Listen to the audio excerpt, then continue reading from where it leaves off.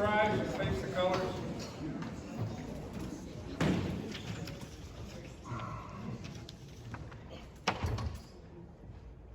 I pledge Allegiance to the flag of the United States of America and to the republic for which it stands, one nation, under God, indivisible, with liberty and justice for all. Please be seated.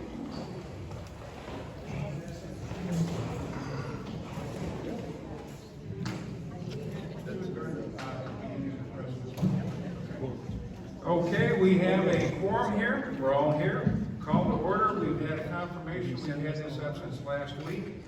So I will accept a motion to approve the meeting minutes from December 13th.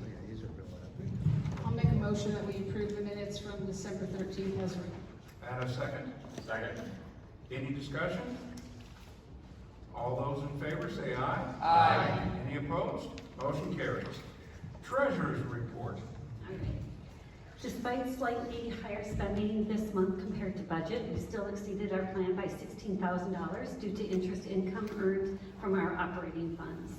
Solid investing generated interest income this period of $17,123, which was not included in the budget, creating a $17,000 favorable income variance and ultimately producing most of our bottom line net income this month of $19,045. In 2023, we generated net income of $187,000, which is preliminary pending the annual year-end audit.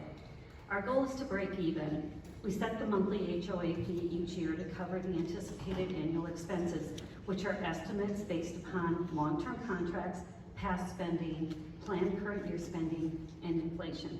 In the past, we did not budget investment income, which is a conservative approach, but also because investment earnings were minimal in the past.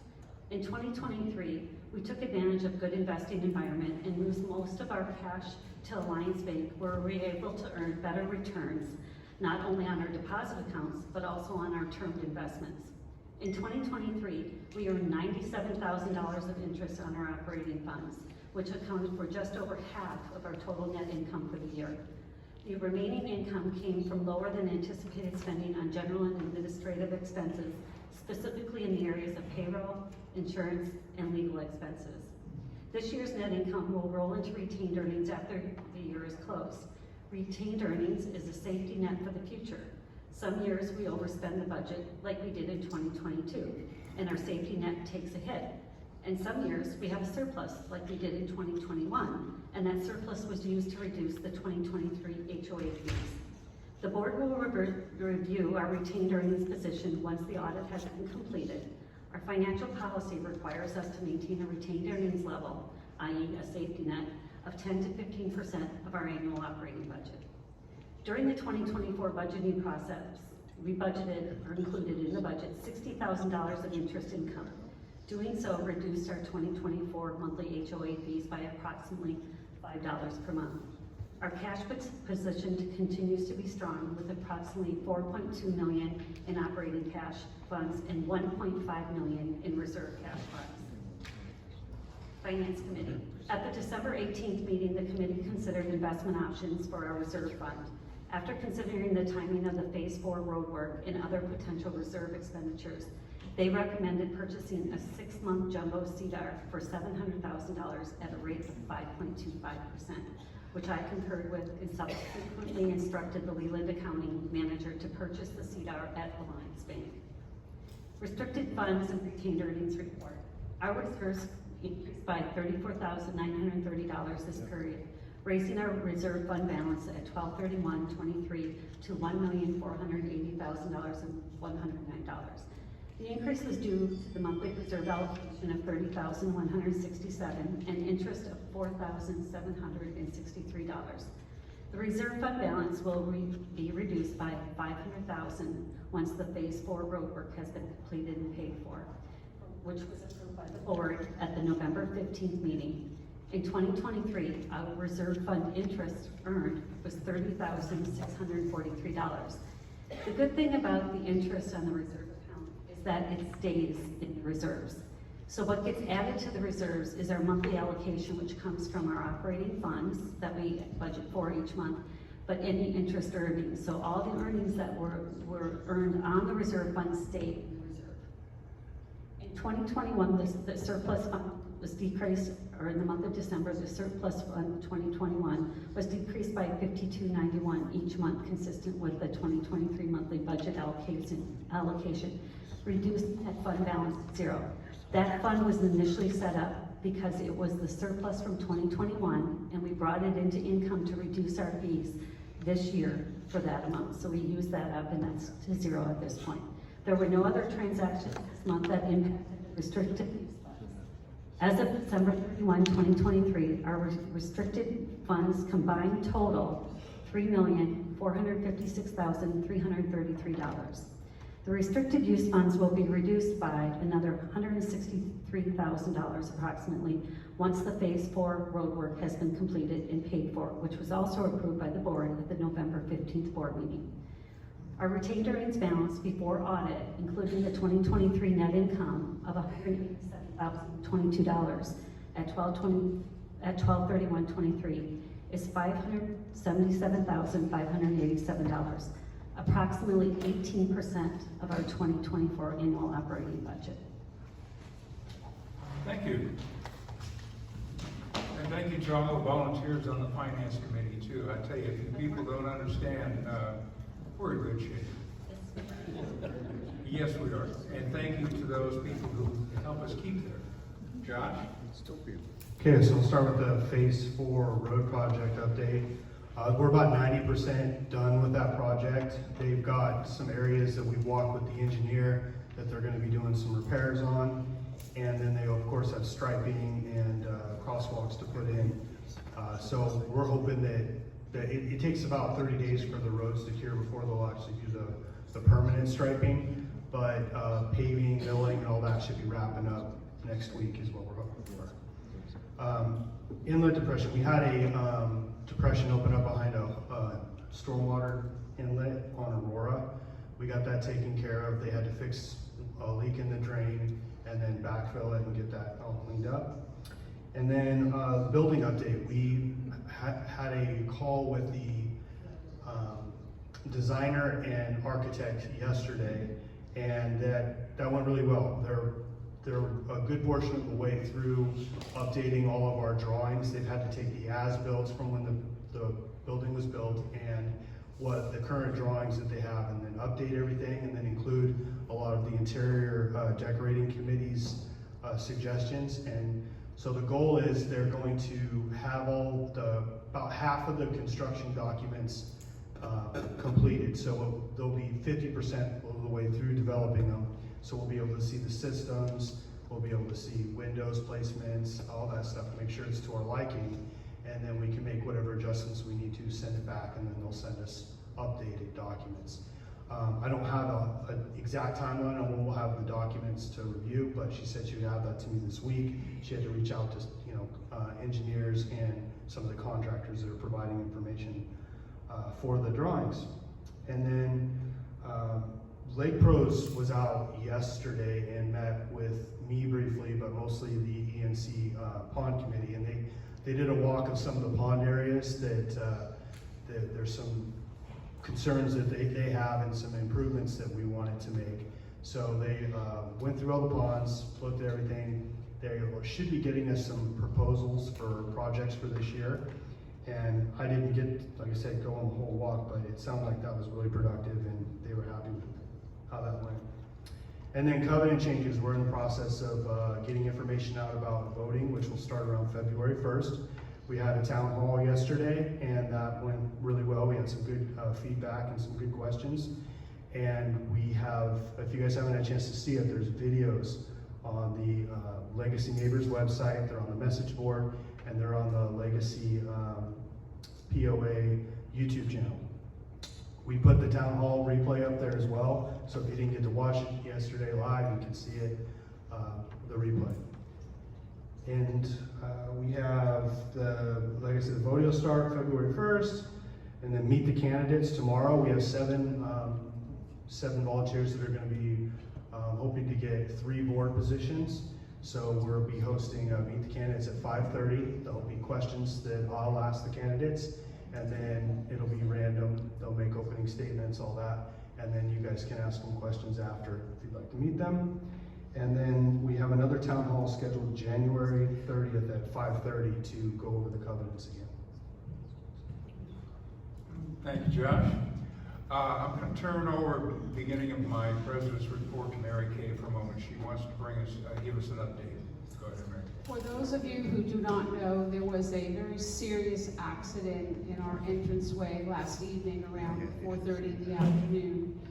It involved 2 cars with a head-on collision that trapped a bicyclist in the middle of them.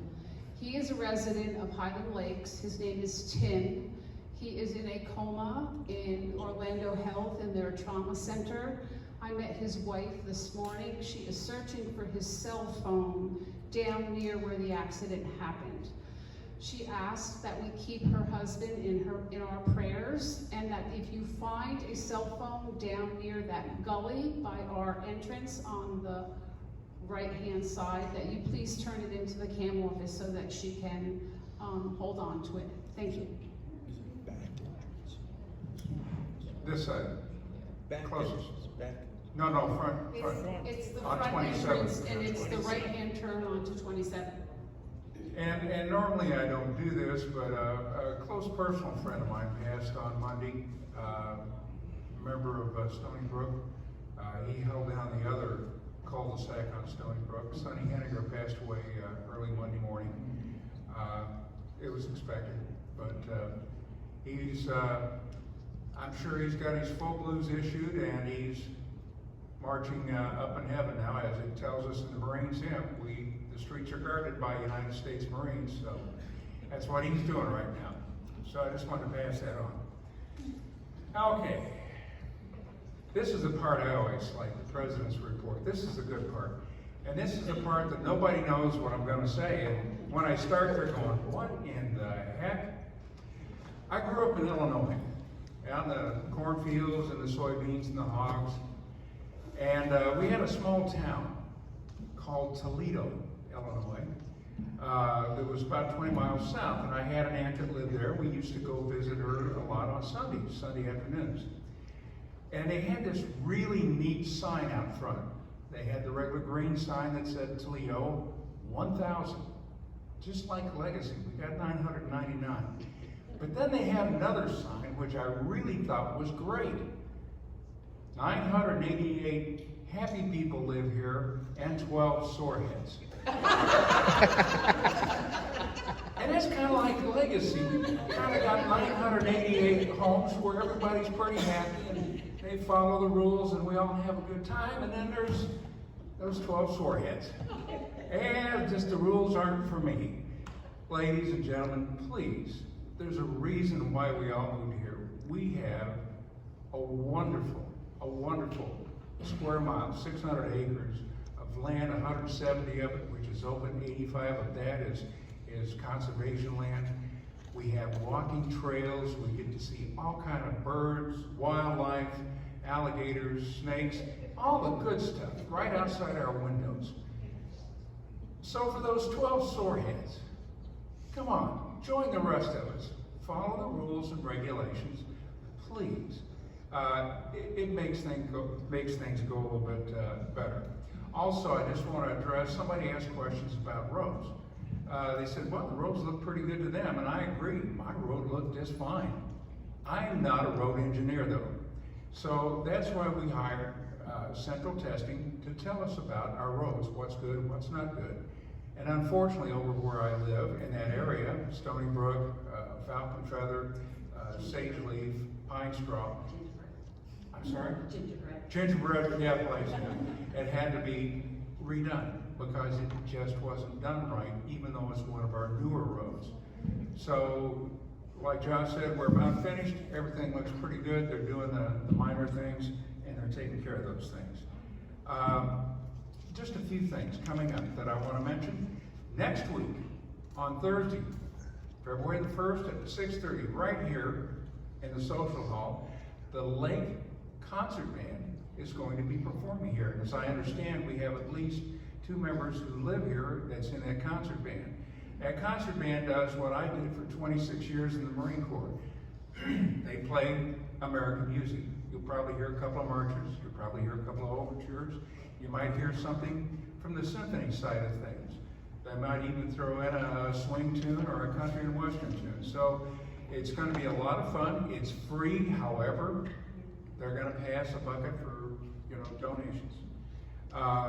The end of next month, before our next meeting, something that happens annually is the flea market. And I think we already have things up for people to sign for, is that correct? Oh, yes. Oh, yeah, they've been up for a while. Volunteer, it's a fun time, it's a lot of work, but the money comes back to us.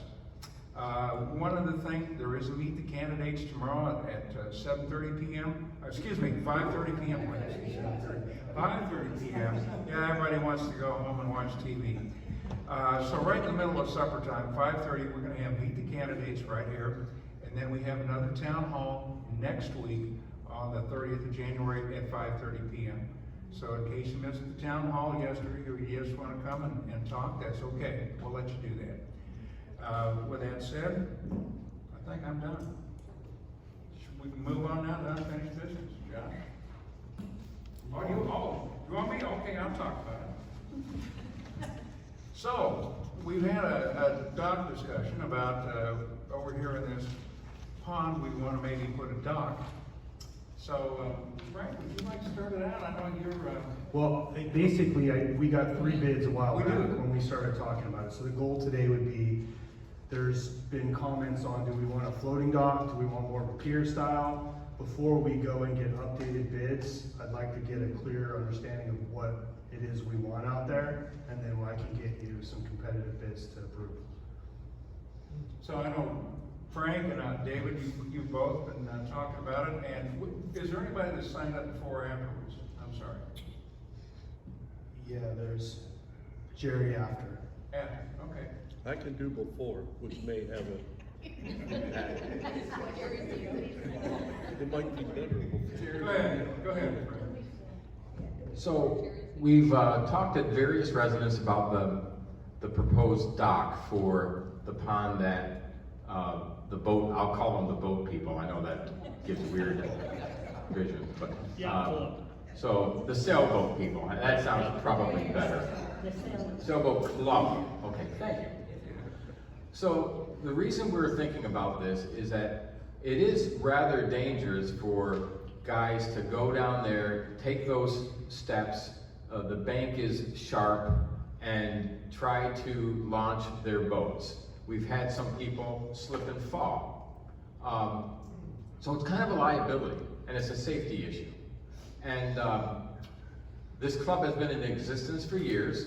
The board and the CAM has both known about it, but we've never really addressed that liability and the safety of it. We've all kind of like looked the other way and stayed busy doing other stuff. I think the board wants to be known as a board that is attempting to get stuff done, some things that we haven't been able to get done in a number of years. This is one of them. So we got 3 bids. Good bids, but they're all different. So my proposal would be to, I've met with some of the sailboat club people, and I think some more of the board would need to do that to find out specifically their needs. In regards to whether it's a floating or fixed dock, I'm thinking that, and we'll see what the experts say, but I'm thinking that the floating dock would be the better idea because these guys have to bend down and put their boats in the water. Now that's fine if the tide is high and it's only maybe 12 inches down, but what's that? Well, I know there's no tide, but you know what I'm talking about. Okay, during the rainy season when the pond is really, really high, it won't be a problem putting those sailboats in. But in a drought, when the pond level is low, it would be more difficult and you could risk having somebody fall in. So I think a floating dock solves that as long as a floating dock doesn't have too much, kind of like, it needs enough ballast so it's still kind of close to the surface. We need to have a railing all the way around for safety in case grandkids go down there, people fish down there. But that has to have the ability to either a section of it coming off so they can put the boats in and then put it back on for safety. So there's a lot of specific needs. And so I think we need to find out those specific needs and then go back to some of these contractors and get a more accurate quote. And then we could proceed. I think it will enhance our community. It's one of the first things you see when you drive in, and it would help with people fishing, and it will help with the sailboat club, and I think it'd be nice. So anyway, that's my 2 cents. Was there, Go ahead, I'm sorry. I thought I heard the starting of the motion, but I might have missed No, it. we're still discussing. No, you said that my proposal was. Oh, okay, I'm sorry. Did you want to propose? That was a very long motion. I propose that we have members of the board meet with members of the sailboat club to find out their specific needs so we can go to the contractors and get a more accurate quotes. You're being recorded. That's what you propose, okay. Yeah, I mean, David, go ahead. I've already talked to him, but yeah, So have I. yeah. So I'm completely behind the concept of us doing something in that front pond there to make things more amenable and safe for the folks that are doing the RV boats, the sailboats, the radio control boats, as well as there's been a long time request in this community for fishing gear. People want to appear, they can go out and fish on, or fish from. I think we could accommodate both if we move forward with this, and I think Frank mentioned the same thing, if we move forward with this idea. I have looked at the 4 proposals that Josh got previously. They run anywhere from $16,000 all the way up to $23,000. I think we need to look at what the construction materials would be. I know that Frank has said before, and I agree with him, that a composite decking material would be the most appropriate and the longer lasting for us maintenance-wise. we're fine, yeah. Yeah, but I also think the American Marine, which was the first of the proposals, they had what I would consider to be a hybrid type of dock construction, where they had what I consider a permanent type of dock that you start out from on the hill, and it goes down, and then it has a ramp that would then go down to a floating dock, which would accommodate what Frank was suggesting in terms of when you get water level changes, that folks that are launching their boats can reach the water, so to speak. I know that Jerry has done a little swimming in that pond in the past because he does a lot of the boat placement for those who can't do it. So I think we know what we want. I think a hybrid dock is the perfect solution, personally. I would be, as Frank said, I would be open to any recommendations from either fishermen in the community or for those who use that area for their boats. So I recommend we move forward with something in this area. I guess the only question I have, and I'm going to defer this to people that are more experts in the area of permanent or floating. I know up north we were about ice. I know we don't have that issue here. Last week I thought we might, but we're good. We're good. The question I have is the marine treated lumber versus the composite decking. My feeling is probably the composite decking, so if we do get new bids, I don't, because the one that came in with American Marine is actually $2,800 higher if you add that to the composite. So I would like to look at apples to apples if we can. If we are in agreement that composite decking is what we want, then look at proposals with composite decking included in them, is the only comment I'd like to make.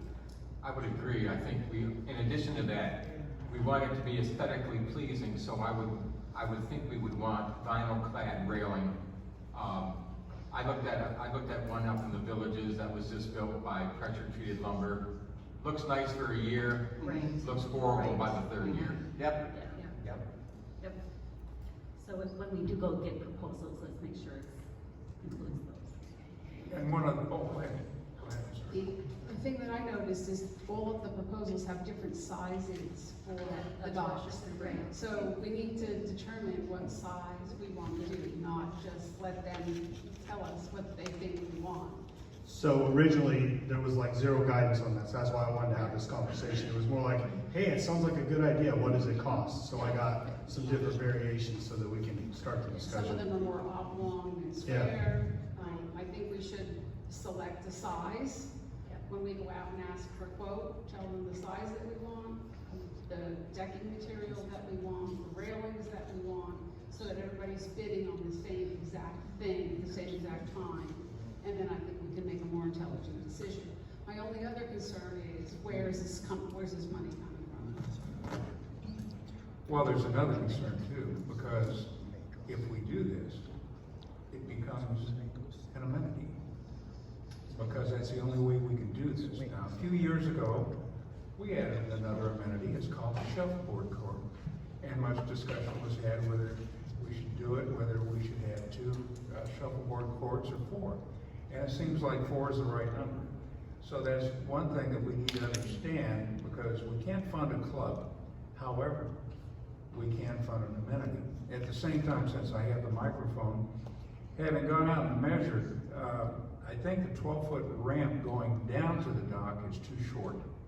We need a 24-foot that maybe will be hinged in the middle, 12-foot and then 12-foot. That would seem to be able to work okay. But maybe what we should do is have Jerry speak right now. Unless, is there somebody? Chris, I just wanted to add one other thing that I neglected to add previously, is that when I was on the board previously, the RV Boat Club, Radio Control Boat Club, came to us as a board and asked us to approve them putting in those ducks that are out there permanently. They're permanently positioned in that pond. And we approved it as a board, that could occur. So in my mind, we have already accepted the fact that we have people using that pond in the way that it's being used. Yeah, we didn't. Okay. We didn't spend any money, that was. No, but we have sanctioned it in my Yeah. mind, okay? We have. When the board approved the placement of those ducks in that pond, I myself, as I know most of you on the board have been out there, and I would not want to have to go up and down that hill that's there, the way it is, to try and put anything in the water. I think there's a real safety concern, and I think we have some liability there. The fact that the board is aware of how that area is being used, that we know that people are doing what they're doing, which is perfectly legal in my mind, but we have, I think, a liability, and I think we can correct that by spending a few dollars to put a pier in there. So Mary Kay asked where the funds would come. It's not budgeted for in the current operating budget. I would suggest, because it is an amenity, it can't be charged to our reserves because that's for maintenance of existing items. So I would propose that it would come from the capital improvements fund, restricted use fund 2070. The current balance in that account is $424,424. That's where I would propose in. Okay. Yeah. Jerry, you want to talk a little bit here and talk, tell us what you guys think? You don't have a 3-minute time period, but please keep it short. It's still 3 minutes. It's still 3 minutes? Okay. Yeah, or less. Or less. Good afternoon. First I'd like to say, I spent a lot of time on a drawing of this, and it was presented to the camp. So as far as sailing in the dark, kind of question that comment, but I did spend a lot of time, and it addresses a lot of these things. Okay, let's get to the point. How big do you want That's the point. I have a number of points. I know. Let's get to the pier. What size pier do you want? You're talking into my 3 minutes. I know. What size pier do you want? I don't want to discuss all the little things of that now, or you will be here till 5 o'clock, okay? I wish people would look at the drawing, and I hope we do have a meeting to go over these. First of all, when I look through these quotes, all of them has a composite decking material. And why I spec'd it on here was it's very slip resistant. That's why I have it in there. That being said, and in closing, I don't have anything else to say right now. I hope we do have a meeting. I'd like to read a statement from a resident in here Jerry, that addresses the problem. what size dock would you recommend?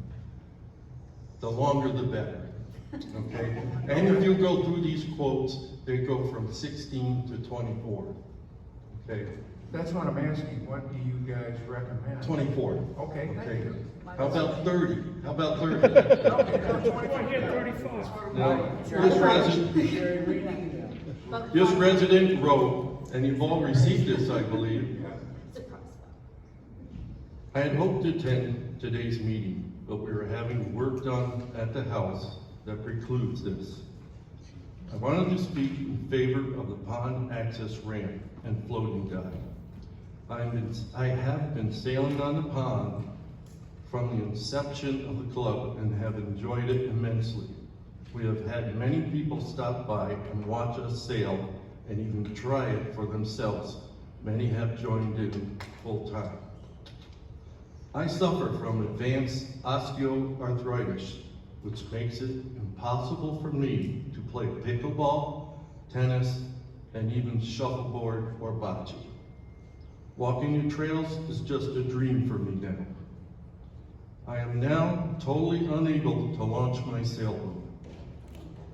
I know there are a few of us that are nearly a couple of decades past 55 and would still enjoy an outdoor activity, the camaraderie, and dare I say the competition of one of our favorite pursuits. The ramp and dock would provide means for us to keep enjoying our sport in a safe and sane manner. I believe the sailing pond is a positive asset and promotion for the community. Anything that can interest residents and get them participating in a community activity just can't be bad. I urge you all to consider this asset to our community in a favorable manner. Thank you, Jerry. Jim Maslin. I'd like to make a motion that we approve the purchase of a dock system on the pond currently used for sailboats as an amenity for our legacy community. I'll second that motion. Any discussion? Okay, we want to know what size. We probably want a dock 24 feet wide by, how long? Not wide. 8 foot by 24, and you want a ramp that's 24 feet long with a hinge in the middle so that it starts. 12 feet. No, you want one 24. 12 is too short. Okay. No, Why don't we defer to the experts when we? We all agree that there's a dock, right? You guys would like to do something, so why don't we set up a time to meet with them, get the exact specifications, then I can create a request for proposal, send it out, and get competitive bids. Okay. I would suggest that everyone look at the top picture that we got from American Marine. Mhm. That's the dock, I think, Yeah. we ought to go at. It's the best of both worlds. It's a permanent dock with a ramp down to a floating dock. So I'd like to get agreement from the board that that's what John's supposed to have. We're going to talk with the experts We're gonna first. do a meeting. What's, It's Jerry. I just asked. Well, we need to talk to the construction experts to see the feasibility, and in addition to that, depending on the slope of the grassy part of it, then you go down, you know, there may have to be some steps built with some railings so you can get safely from the beginning to the end, and whatever that is, we'll get a more informed quote, then we could discuss it then, we could show it to the sailboat people, and we could get it done. So this is forward movement, but to wrap it up, that's what I think we all want. But I think we do have to approve the motion to at least Yeah, get the dock. I'll agree with that. Any more discussion? Was there anybody else that signed up?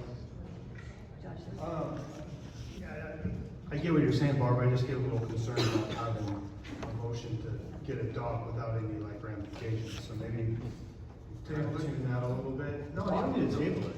Oh, just fine tune? Okay. Yeah, instead of saying we're approving a dock. Well, pretty good. Well, what would you like to see fine tune? Or would you modify her motion to get cost estimates to build the dock? I just did this. Yeah, bids, yeah, 20, at least 24 feet long. Well, I think why I didn't put that in was because the bids that we've gotten so far are reasonable and we have the money to cover it. So it's not an issue of how much or how big or how, but the fact that we're approving as a board the purchase of a dock system for our community.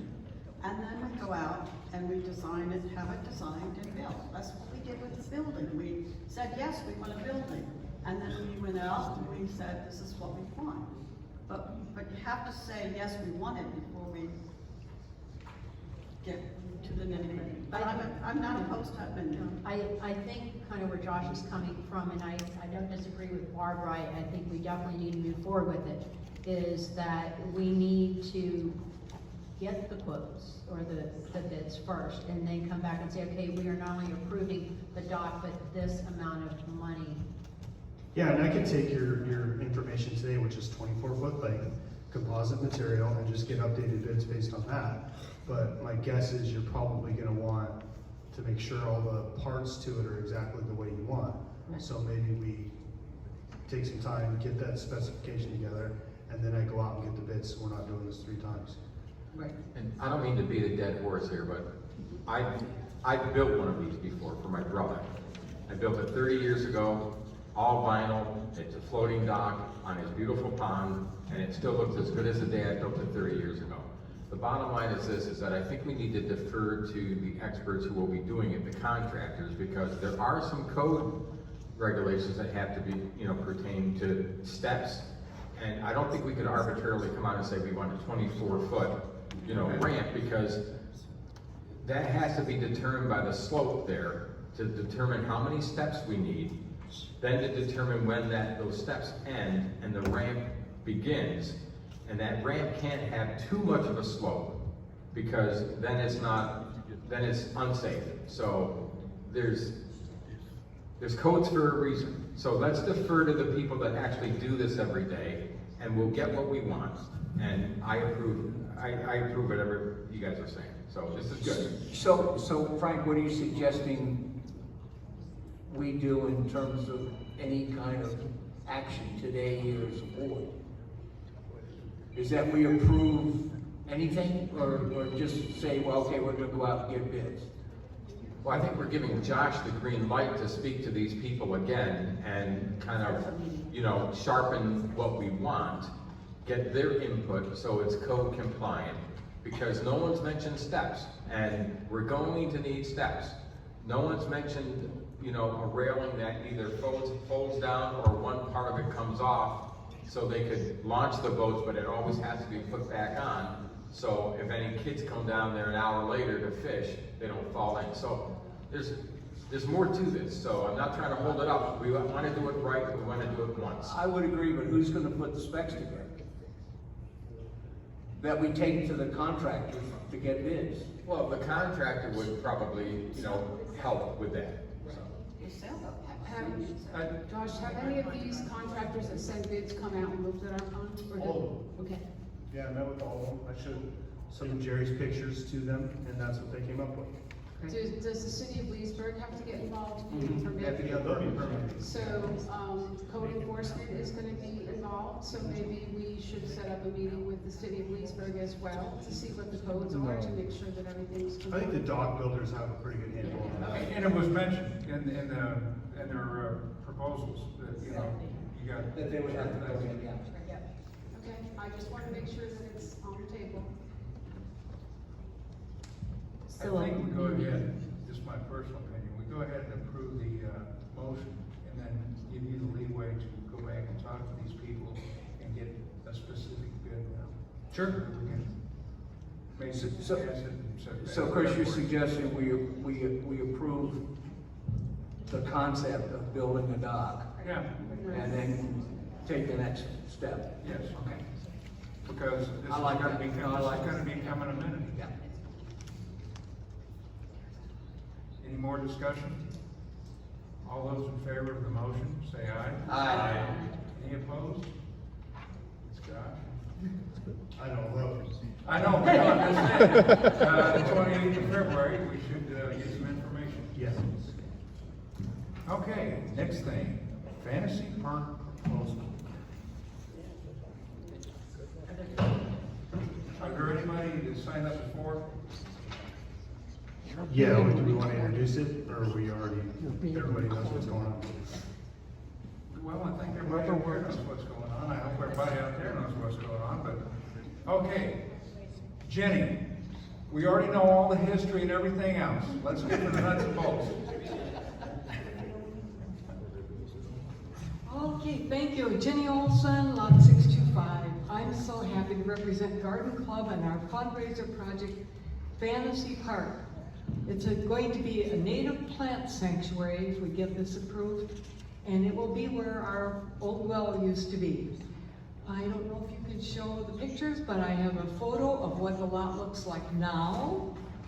And then I have a concept plan that was drawn by D. Ream, an actual, it's called the concept plan for Fantasy Park, what it will look like with the mature trees, plants, and shrubs. She did a beautiful job. It's very professional. So you have some idea of what we plan for the lot with a pathway going through it.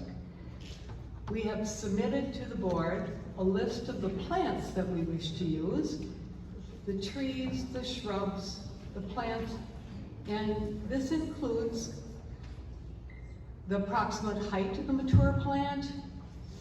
We have selected plants from native nurseries. We've listed where we would get them from because they're known native plant nurseries who will give us good service, and we've used them before. We plan to put a pathway through, and at first we were going to put a type of gravel going through it. But we would really like to involve the whole community and pay for this project.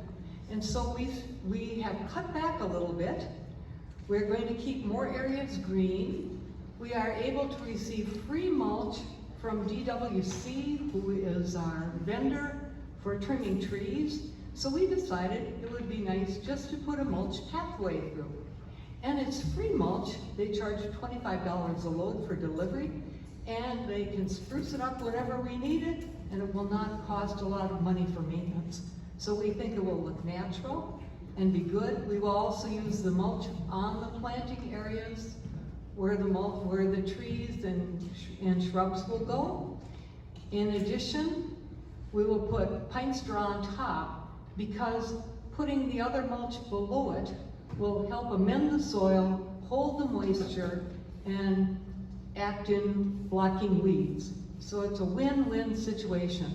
Of course, we want a sign, and we had our expert, Greg Drawbow, who you all know as the Birdman, design a sign for us, and it's like those that are proposed for national parks. It looks similar to those that are used for national parks. So it says, Native Plant Sanctuary, has the little legacy cranes, Fantasy Park donated by Legacy Nature Garden Club and Legacy residents, because we want this to be a community project. Bill Stoltenberg has offered to do the irrigation, and we engage in other people to join us.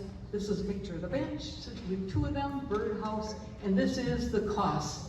Right now, we have a total of $47.25, and we're waiting to get a quote from Matt from the city of Leesburg. Thank you. Thank you, Matt. Have we had anything from the city of Leesburg yet? I've spoke with Rob Brown, He knows, he's got us on the agenda. I have no timetable as to when the water meter is gonna be installed. Okay. Do you know what it's gonna cost? I have no Couldn't tell you anticipated up cost front? yet. So, Jenny, you're gonna be raising more money on the 1st of March, is that correct? The garden club? We're going to have the fun and fashion show, we will raise more money, we never know exactly how much. We're taking donations, I have 4 at my house right now from this week. People are giving me donations, and we're really hoping people who work at the flea market will donate to the garden club. All the money that goes to the garden club is going toward this project. How much money do you have right now for? I do not know exactly, we have over 1,000, I know that already without having the flea market. We have $209 left from last year plus the donations. So we're doing well, we're gonna do what we can, we'd like to raise as much as we can. Okay. So donate your hours at the flea market to the garden club, that would be great. And if you wanna write out a check, write it out to Eileen Smith, she's the garden club head, Legacy Nature Garden Club with Fantasy Park in the memo line. If it doesn't get approved by this board, your check will be returned. Thank you. You're welcome. Discussion on Fantasy Park. One more person. Oh, one more person, yeah.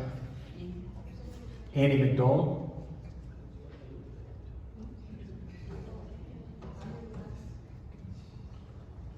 I'm not a speaker, but my name is Ann McDowell, and I live on Fantasy Way, so it's not surprising that I agree with wanting to have this spruced up. When we bought in 2021, one of the things that impressed us was the commons areas and the coming into Legacy, how nice it looked. We liked the ponds and the trails and everything, and I think it would be an asset. Right now, it's an eyesore.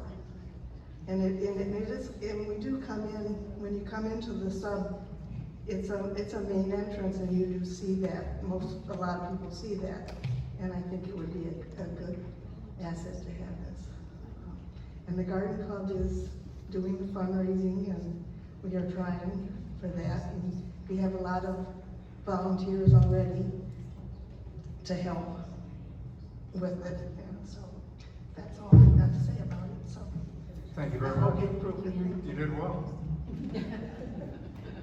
Discussion from the board?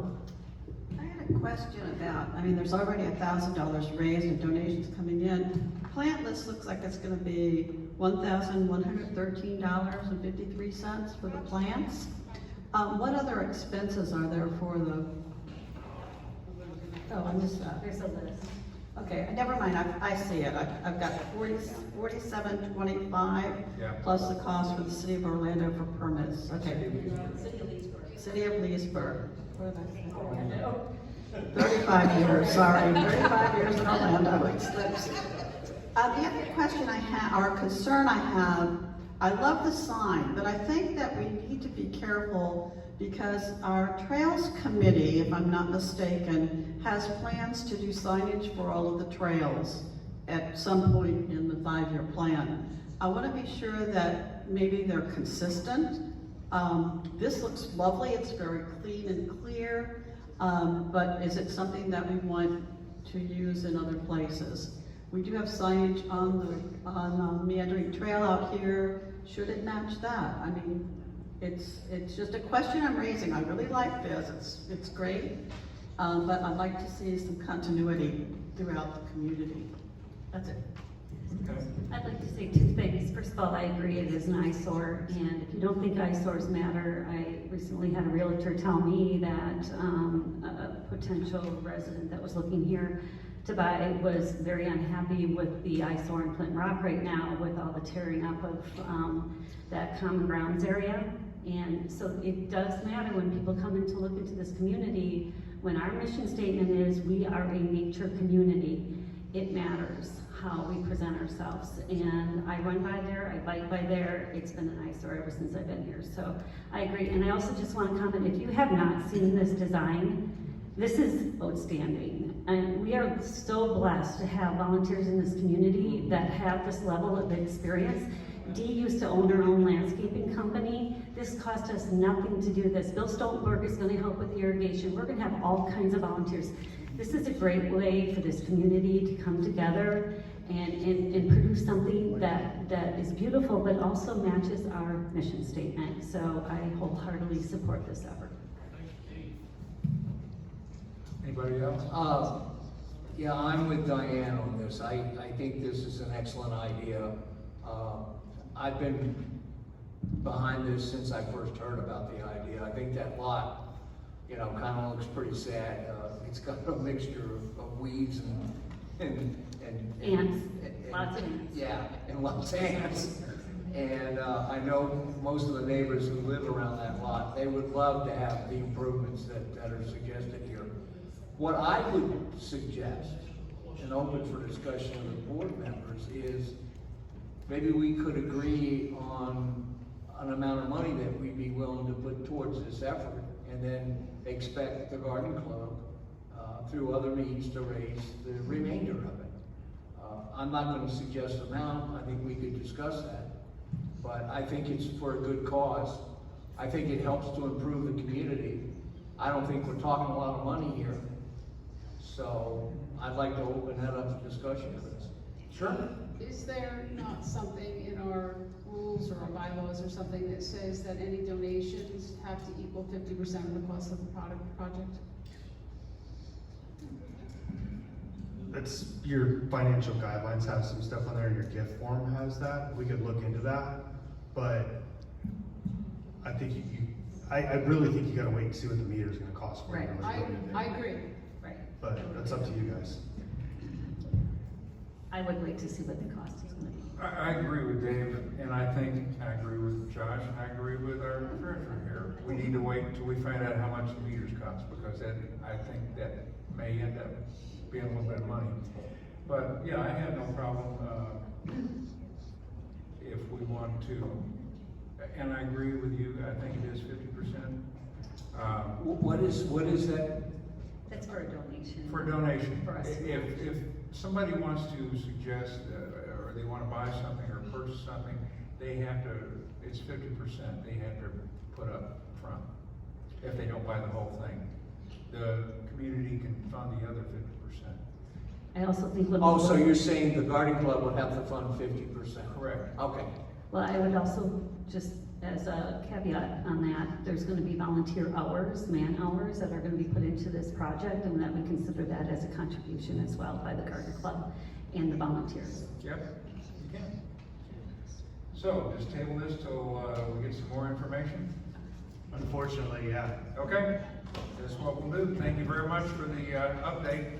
And ladies and gentlemen, coming up the flea market, volunteer hours donated to the garden club. Help them out. I have a Just question. get in there. Why can't we approve the proposal? We don't have to worry about, approve the proposal that we can. Approve the concept? Proceed with the concept. I don't see why we have to have them hanging again for all these months. They're waiting to say that the board approves the concept of refurbishing that lot, period. They're gonna fund it. No, nothing came up about us paying for anything until Dave offered. Dave really said they'd pay it. So I know Jenny postponed her trip back up north because she wanted to be here to present this to our board so they can finally get things underway. So I would like to move that we accept the proposal from the Legacy Nature Garden Club for the renovation of the empty lot at the corner of Fantasy Way and Clock Tower Boulevard. And that's it. I second that motion. I'd like to amend that, though, if you're saying that they're gonna fully fund it, then shouldn't it stipulate that with the caveat that it is funded by the garden club? Completely? Well, I don't know, that's what we're I trying to. don't think we need to do that right now. I I don't think we need just need to say the concept, just kind of like the dock. We're just saying, go ahead. The concept. So But there's nothing. The plans and the fundraising for it. the proposal that we got from the garden club indicates that it is suggested that this be a new amenity and that it be called Fantasy Park. And it also indicates that matching funds or additional funds needed could be approved by the Legacy Board of Directors based on the amount received through the fundraiser and gift donations as of March 10th. I think we need to see what that's gonna be. I agree we can approve the concept, but I don't think we can approve moving forward, because if the city tells us it's gonna cost $20,000 to put meters, I'm just using an example, excuse me, that it's not feasible. Actually, I wouldn't say 20,000, but we did get a figure about certain meters, which was very, very expensive. Yeah, going forward. So we may do something which we've already done, use battery operated, I think. We're talking about that, man. Oh, that was for the electric. That was for the. Oh, for the electric, yeah. That was for the meter for the reclaimed water. Yeah, so, yeah, I think we should approve the concept, but yeah, you're right. We need to wait until we get some more figures here. They can raise more money, and we'll know more hopefully by the 28th of February. And then we can consider at that time where they're at, and if the board needs to look at matching funds, we can look at that at that time. Exactly. Does that make sense? Yeah. Okay. Matt, can I ask, when you spoke with the cities, are they gonna move forward with sending someone out and determining what they need to do to put the meter in? They are. When I spoke to him, I've been emailing them since the beginning of December. When I spoke to Rob Brown 2 or 3 weeks ago, I spoke with him and I guess his supervisor, which is one of the city planners. They said that we are on the top of their list now. They didn't give me any timetable as to when. He said I will, do it as quickly as I can, but So is that for them, but what is their next step is what I'm trying to get to, do you know? I don't. Is it for them to come out and look at the property? Yes. And make a determination of what has to be done in order for them to come up with a dollar figure on what it costs to put the meter in, or? Yeah, what makes this a little bit different is it's not residential, it's Yeah. commercial. So they're looking at the infrastructure that's there existingly and then seeing what it's gonna take to put that on there. And they'll give us a cost for that. What's different between resident and commercial is you pay for the infrastructure to get it to the property. So that's why the risk for this is a little bit higher.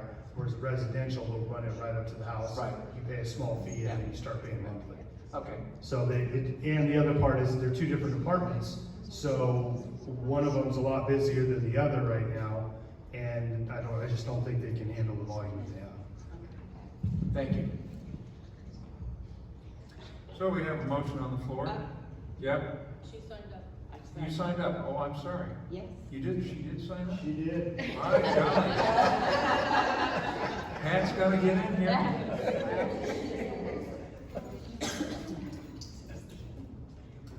Thank you for keeping me honest.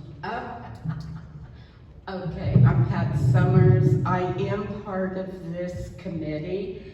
And before we even go any further, we need to really thank all the people on this committee, which are myself, Ginny, Eileen Smith, Greg Drawbow, Russ Sass, Dee Reed, and Matt, who's been a really big help. Everybody on this committee is really committed to this project.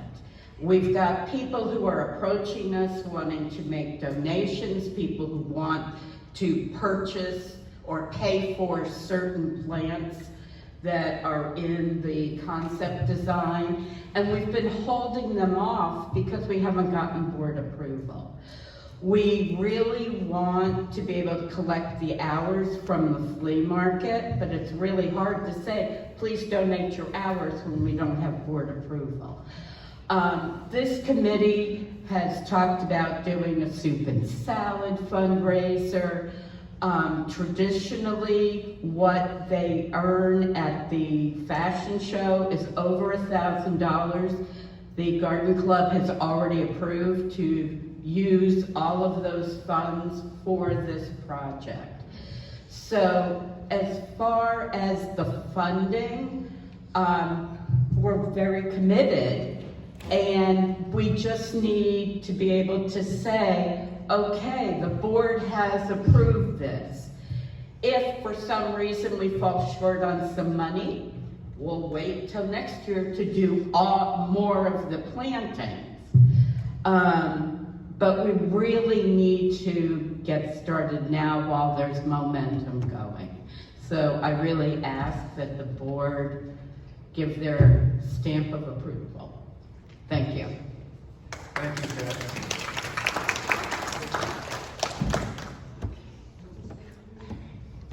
Any more discussion? We do have a motion on the floor to just read that again, would you please? Accept the proposal from the Legacy Nature Garden Club for the renovation of the empty lot at the corner of Meandering Trail and Clock Tower. And it's been seconded. Any more discussion?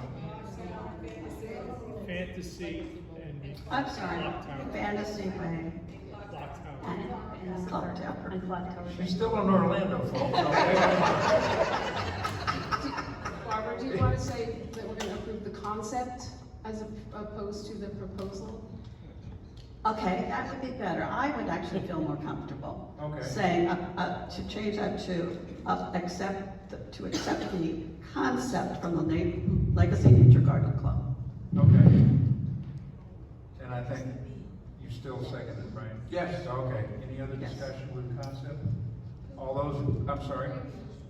She made the motion. He seconded it. Any other discussion? All those in favor, say aye. Aye. Any opposed? Concept carries. Now Jenny, go north and see your new great grandbaby. New business. An SCR from the Interior Design Committee for stage replacement request. They've done a lot of work. It's interesting, but I think it's just a little bit early still. I signed up to speak ahead of time. Okay, ahead of time. Speak ahead of time. I'm sorry. We get it, yeah. Besides, do we have any more? One? Before? Okay, I'm sorry. That's okay. So we have a Interior Design Committee SCR stage replacement request. Laura, Yes. go ahead. Lori Keschlein, Lot 680. I'm chairman of the IDDC. As part of our charter and our tasks, it says identify equipment and or furnishings needing replacement due to age or condition. That stage needs to be replaced. It's old, it's unsafe, it's not stable, it moves, and it does not have to wait for this building to be redesigned. It could be done now, and it should be done now because it's used every week. There is someone on that stage multiple times during the week. It's hard for the guys to take it up and down when it needs to go up and down. So you have in our packet was a recommendation, not only from IDDC, but also from the TNT committee for a replacement stage. This is not a permanent stage, it's a portable stage. Thank you. Any questions? No? Okay. You said Rod was next? Rod's next, okay, Rod. Rod, yeah, there he is.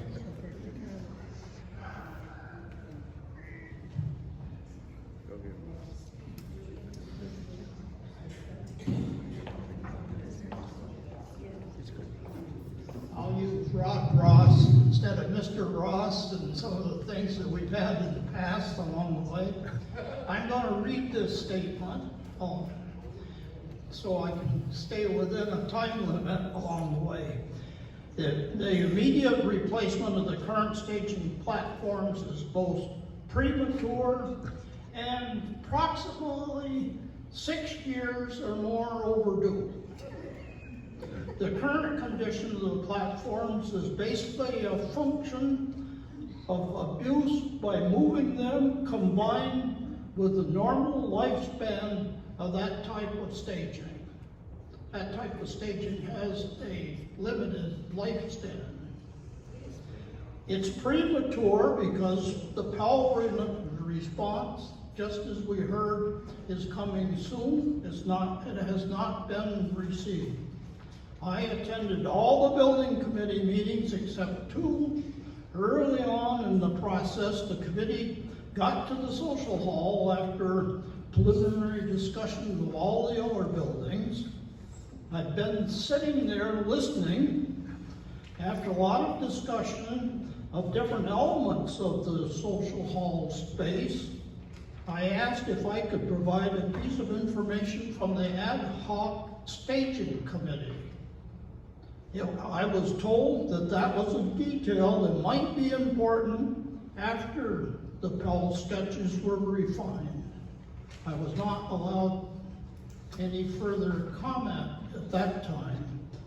It's my understanding that the latest Pell materials will be received soon. That is the time to discuss staging, since we're the only community around us without a permanent stage, which is different than some platforms. I would suggest that not only should the board determine the needs of the people that use the stage, but also find out what the people that want to move the stage have for needs that would make a permanent stage work for them. It's time to discuss and fix the 2 needs that have been here from day one. There has never been a good working office space for our excellent management team, and a stage was included in the first reserve study, which has never been addressed further by the LLPOA. Thank you. Thank you, Rod.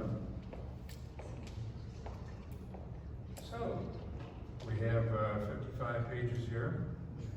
Anybody else want to wade into it?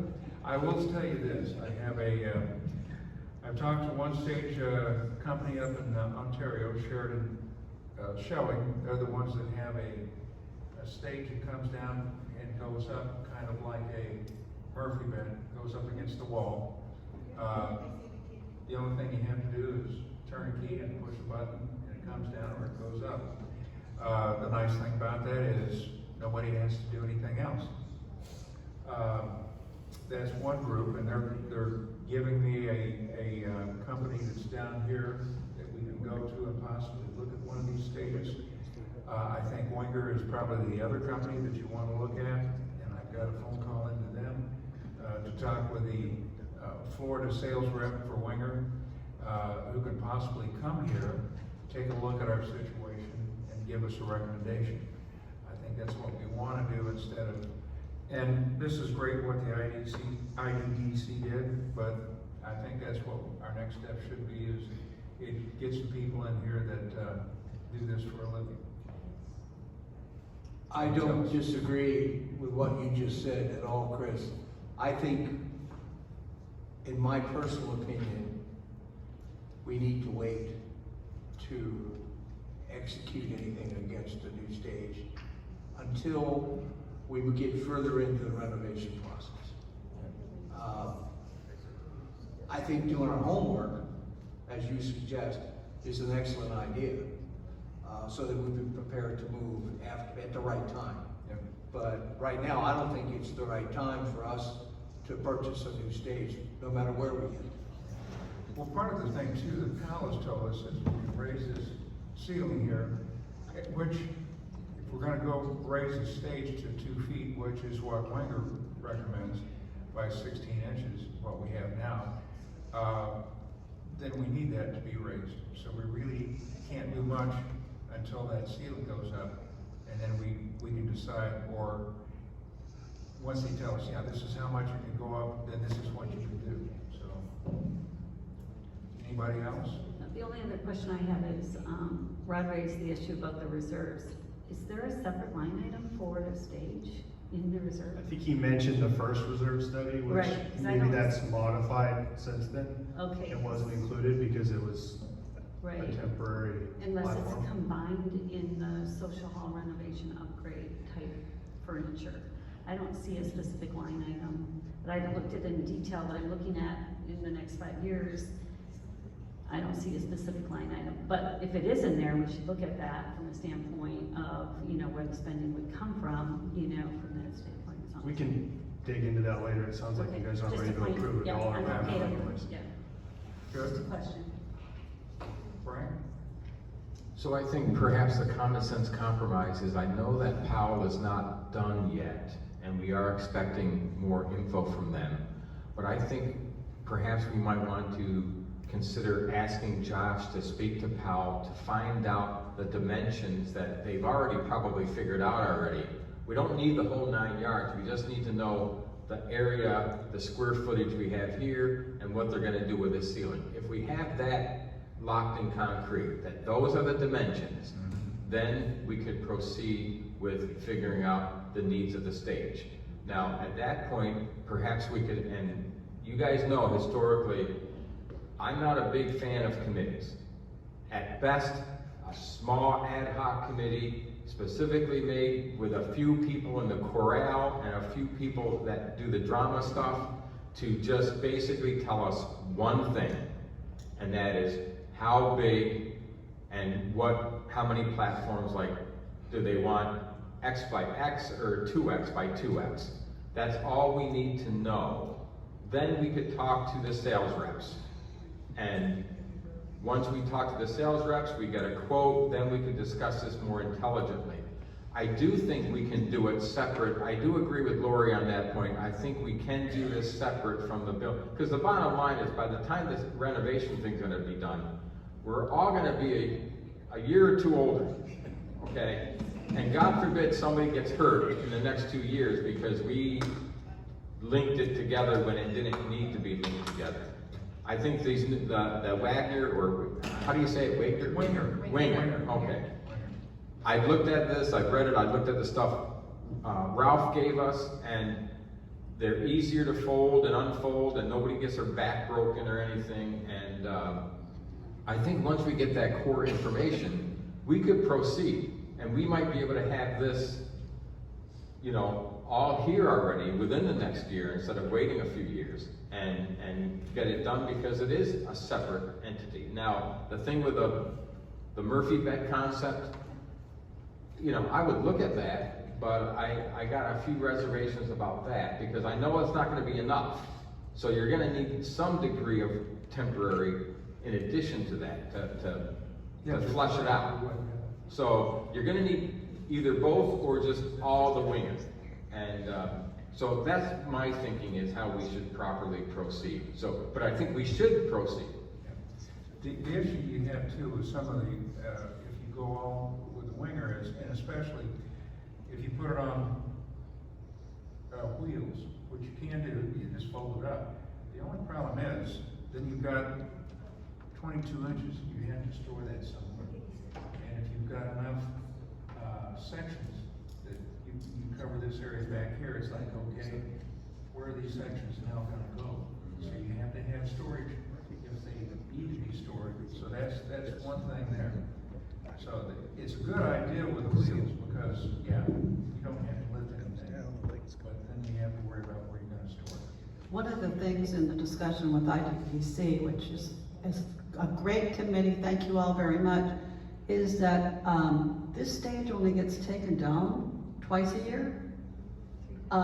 So the issue of storage happens twice a year. It's up the rest of the time. So I don't think that's a problem. The problem that I have with the Murphy bed thing is, that's it. That's all you can do is one flat platform. But I think that combining the two would be a really good idea. Have the one Murphy bed for the stage that stays up all the time, and then a few extra of the panels so that the corral can have layers. They could come out in different ways. For the fashion show, it can then be used by our bands and so forth, all different ways. So I think that we have several options. There's no real rush. However, now that we're out here taking ownership of the safety issues related to this stage, we have a liability if somebody gets hurt, because we know there's a problem, And if they get hurt, it's on us. So I think that moving ahead is, to me, pretty critical at this point, because I don't think it needs to wait till the building, like Frank says, it could be a couple more years on the building to be finished. No, I mean, look how long it's taken right now. We thought we would be way ahead by now, halfway finished. And so I think we need to be practical about this. The stage is different from the building, and I think we need to move ahead. The Winger was supported by the TNT and the IDDC committee. Your personal talk with them, Chris, is also in support of that company. I think we need to, we're just now waiting on the Murphy bed concept, which I thought before you said was really, really expensive. But I might be remembering, it's really, really expensive. Even temporarily, we could get some of the Winger things to replace at least what we have.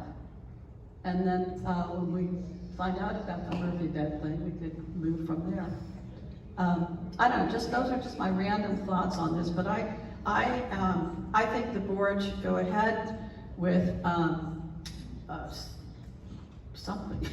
I don't know what.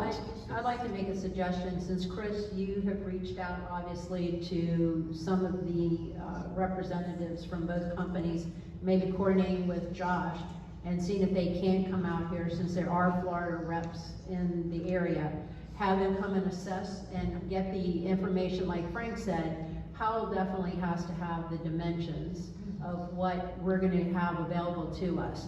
And then that way meet with them, possibly you and Josh or what have you, and then at the next board meeting we would have more information and be able to make a better decision at that point in time. I agree. Is that okay with you, John? Whatever you guys tell me to do. So that sounds like you want me to get proposals then? Yeah. Something you can approve? You and I can work together, I think. We'll get the information And from I Howell. know, Get the dimensions first from Powell. good, bad, or different, I have worked with Rod many, many years ago, and I know exactly what he's looking for too. So it's Rod, I understand. So, Is the yeah. corral still in existence? No, corral's gone. That's what I thought. So the only people that, the theater group is the primary user, and the fashion show, which is once a year, and then The band. And then the bands, yeah, they come in. And The groups. the Zumba lady is the, and the. Yeah. Yeah, monthly entertainment too. Band's here every All right, week. guys, come on, we're having a meeting I here. can't hear what everybody's saying to me, so I'm just trying to determine exactly how many people are gonna be using this thing, because the corral and the theater were our two biggest users previously, and if the corral doesn't exist any longer, Then it's the theater and when we and have our groups that come ancillary in. for Yeah. others, okay. I can give you stats on who's doing what. Chris, Yeah. I keep hearing about that this stage is unsafe from many voices. If it's unsafe, Which stage? this stage, the one that's behind you, Oh, is unsafe. And it's a safety issue. Then maybe we should take this stage down immediately and not use it. Because I think Barbara say we could be at risk, liable, if someone gets hurt by using this unstable stage. So I'm concerned that, we've got a capability here that people keep telling us is unsafe, and we're not doing anything about it. well, you got a point, and that's the first time I've really heard about it. I've been on the stage. We have people who do aerobics, Zumba, and they haven't complained to us and said, no, it's unsafe. Yeah, I understand. We want to get a new stage, and maybe that's, yeah, go ahead, Rod, just real quick. I thought we hit a pretty good path. We I were thought like on a really good path. Yeah. We're gonna get estimates and you guys are gonna make a decision. So let's keep moving that. We don't need to keep Yeah, but the Josh, option. I'm concerned now that I keep hearing that this is an unsafe stage. Okay. I realized that I was talking ahead, but I think we've now moved off from the project of doing it immediately. But I'll address two issues. The first reserve study was studied by Jeff Elkins, so if you want a copy of it, look at it. It never was done afterwards. I have the document from our insurance company because Theater Legacy purchased that staging and it never has been gifted. Okay. Here's the story. The insurance agent assured that as long as that staging was against the wall, there was no legal issues about the safety. I have that document in writing. So whoever brought it up didn't look at the document. So you just answered the question, thank you. Then I think we need a copy, Josh needs to have a copy of that document.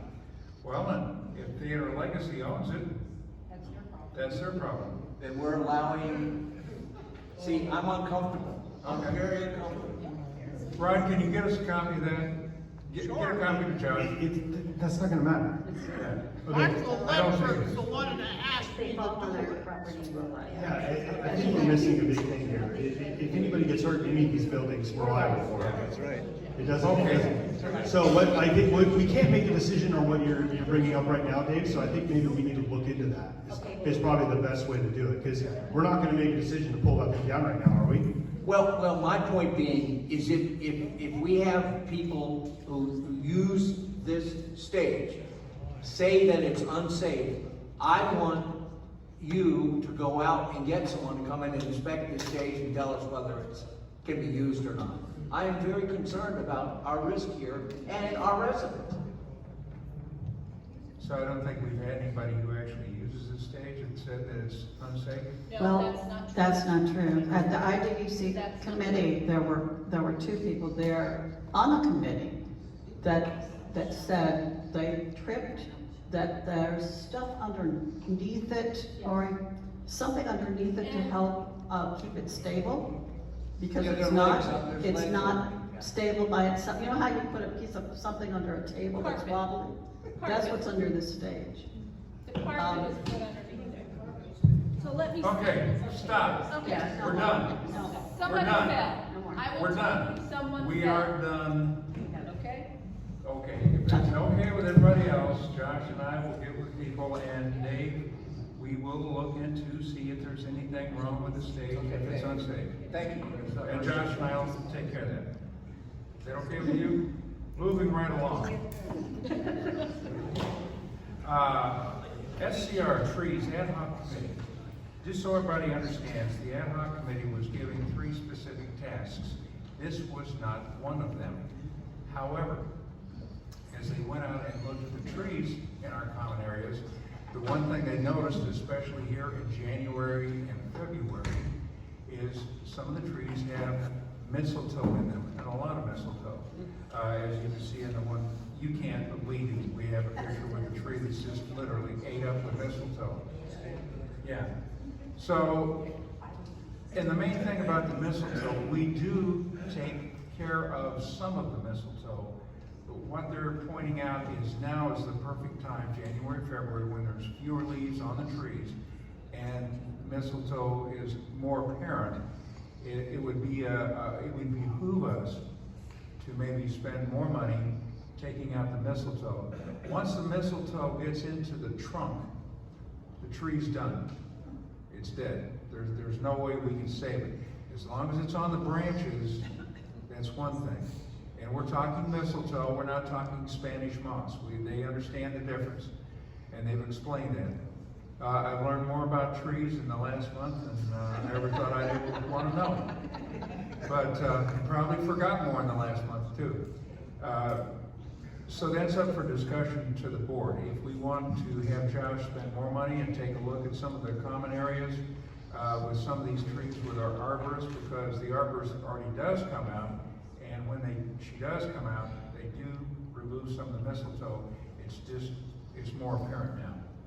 So are we talking mistletoe like Christmas mistletoe? See, yeah, it's the same type of stuff. Okay, how many trees are involved? Do we know how many trees, Pat? guesstimate between 20 and 30 trees. Between 20 and 30 trees. So, Do we know how much money we spent already on removal? Well, not removal, but maintenance. I think that last year with some of the storm stuff, we were 40 grand. Okay. Yeah. so do we need to add another line item to the budget Maybe what we should do is ask Josh to get a proposal. to see what it's gonna cost to Yeah. take this stuff down? I mean, So, yeah, I can do that. We're gonna do a tree walk in like February to look at some of the common areas. I think that that's are a good idea. supposed to be trimmed, but I do wanna like make sure I understand exactly what you're looking for. So, we wanna remove all the mistletoe from all the common area trees. And you mentioned something about some kind of treatment that is done to the tree too? You want that done as well? Pat? I didn't hear the second thing that Josh. Treatment. Were you recommending a treatment? Okay, the problem. Hold it, get over there, get over there. I know, she signed up to talk I did. afterwards. I did. There's only so much I know. The problem with mistletoe is that it goes in and it removes the liquids from the trees. Okay, so that then kills the tree. It's the only way to remove it is you have to cut 6 inches below and 6 inches above. If you do that to some of these trees, the whole shape of the tree has been distorted. Now, what happens is that mistletoe will start in the top of the tree. A bird will go, take the seed, eat it, and poop, and it goes down to the next layer, and that's what keeps happening. So it starts at the top and it comes down. What we really need to do is to find out which trees can be saved. The one that's in your packet, it's already in the trunk. I honestly don't believe it can be saved. It's right there, the first joint, and it's just, so I would like to know from DWI, is it? C, what trees could be saved. That makes sense. Okay, because part of the problem is with this tree ad hoc, they recommend we get new trees, but we have other trees that could be saved. Are we gonna replace those, wait till and then we have to remove them completely and spend that money to remove them? So that's what they brought up and why they were looking at this. So- If we're gonna do a tree walk in February, maybe that's what we should find out, is how much. Yeah. So all square mile of our community, I'm not trying to be like ridiculous, Yeah, but I mean, what's gonna happen is I'm going to get 5 phone calls after this at least. There's a tree in my backyard that's common area that has mistletoe. So I do wanna like clarify what we're trying to do there. Because I'm gonna have to explain that to a resident of why we're not taking it out of that tree, but we're doing it out of other ones. I understand. so again, my question is, do we need to put a line item into the budget to accommodate this tree removal? And do we set a limit on how much that's gonna be? And where does it come from? Well, we already Well, the have, budget is set, so we can't put a line item on the budget. So then where does For this this money year. come from? That's the question. I think we're getting ahead of ourselves. I think the timing is good that we're having the arborists come in a month, or less than a month, because it's the 24th already. And I think the only change that we should do right now is if we're paying for an expert, an arborist to come here and to assess our trees, every aspect of them, all we ask Josh to do is talk to the arborist and say, look, we have a concern about the mistletoe. Some trees are worse than other trees. In your professional opinion, with a goal of saving as many trees as we can you give us an accurate cost of how we would mitigate this problem? And yeah, they can. The arborist can't give us a cost, someone that's gonna, they can give us an estimate of which trees need to come down. She could tell us treated. she could tell us what needs to be done. So what she would do if it was her tree. And we'll find out the extent of the problem, and then we can get some bids to take care of it. And I think if everything else is premature, let the arborists do what we're paying them to do, and give us an accurate inventory prognosis, okay? Because we already do have a line item for maintenance, and that's what this is, it's a maintenance item. Correct, but then that will prevent us from doing other maintenance that is. We may have to put more money in that. Yes, we can go over budget, which we have in other places, but hopefully, yeah. I think what Frank said is exactly what we need to do. I would agree with Frank's approaches, and I did some research on this, and it appears that it's only oak trees, is that right, Pat? Well, it's predominantly oak, Okay. elm, cherry, what's the big leaf one? It's a big leaf. No, it's, there's about 4 of them, 5 of them. Yeah. So we're not talking every tree. I'm looking at Josh when I said this. No, because she'll kind of split the community in half and go through it. In areas where there is mistletoe in a tree that she sees as an issue, they trim it. This is a little bit more. This is saying that what we've been doing isn't working. We want more removed. And I just. Well, I think I wanna Frank's get an idea of what the suggesting, policy I think Frank's suggesting an assessment be made and a proposal put together on how we might treat the entirety of our problem. Just like central testing does with our roads, they assess the areas of needs. And let them do that, and then we can talk more intelligently about it and see. I guess the extra part that would have to be done, Josh, is instead of removing the mistletoe, would be determining whether or not that tree can be saved, and then getting a list of the trees that can be saved. Here's the trees that are too far gone. Why waste the time and money on those trees? Even if they're gonna remove it now, why waste the time if that tree is gonna be gone? Why put more dollars into it? We need to look to save what trees we can. And so what we're asking for is a inventory of the trees that are savable versus the ones that. Yeah, I'll see if she can give me a If she proposal could of do what that, that's that gonna would- cost. right. Because that's not, basically she comes out here and says, this is what needs to Right, be trimmed. it's a deeper study for Yeah, her to do, so I get I'll that. see if she's willing to do something Well, like that. then what do you normally do once she gives you that recommendation? You go to one of our other companies and get the proposal? But it's the cost of No, her no, time so doing that. she comes out and says, okay, last year we did this section. This year we're doing this section. Please get any resident concerns you have, and I will check those out. And then I will go to this area and say, this is what needs to be done to all your trees. Here's how much it's gonna cost. So she does give you a cost estimate? Yes, but this is if different. you want a study of all your trees in the common areas and have an idea of what's savable, what's not savable, and then, just a more detailed look outside of what she's doing, I'll ask her if she'll do it, and if it's gonna cost something, I'll let you know. Right, so the cost is of her time to do this evaluation, it's not the cost. Yeah, because it's a to little do. bit more detailed That's than what I'm than what trying we've to done in get the at. past. That's what we want. Okay, I agree. So that's what we would like to do, is have her evaluate. Okay. that. Okay. Done. And we know it's not free for her to evaluate that. Do you I want to don't include care. one of the members of the ad hoc tree committee in that walkthrough? I'll think about it. No, I work with committees all the time. We've I work already with all- identified the trees Yeah. that are in jeopardy, so it might be helpful, it might save some time. Sure. As long as it doesn't hinder her to do her job. Yeah, okay. None of us that actually work for a living wants people right over their shoulder watching everything we do and commenting how I we're doing it. agree. I think in this particular instance, since the committee has already identified. I would agree with you, yes.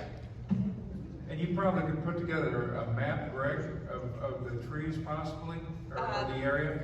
Well, we've only focused so far around this area from 27th probably up to here, the social hall.